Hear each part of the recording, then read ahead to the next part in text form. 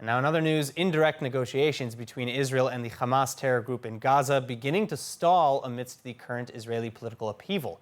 Prisoner swap discussions in particular slowing to a near standstill, with Hamas leaders waiting to see what happens with the potential change bloc in Jerusalem. Hannah Rifkin reporting with the details.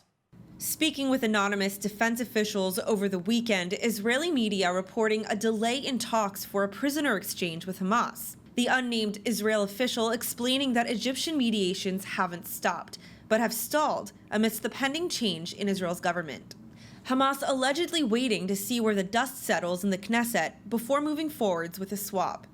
As for the swap itself, Hamas, on the other hand, hinting at the demand for the release of over 1,100 imprisoned Palestinians, many of whom were convicted terrorist murderers, like Palestinian political leader Marwan Barghouti, who's first on the list.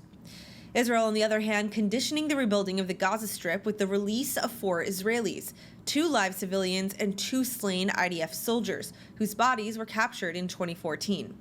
And this while maintaining that Israel will not release any convicted killers in the exchange.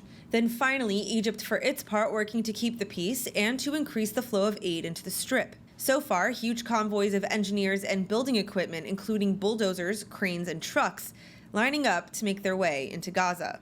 Also, Israel already allowing humanitarian aid to enter Gaza, but restricting the entrance of dual-use materials, such as concrete, chemicals, and piping. Israel saying such aid depends on assurances that Hamas will not steal it from its civilians for use in rebuilding Hamas terrorist infrastructure.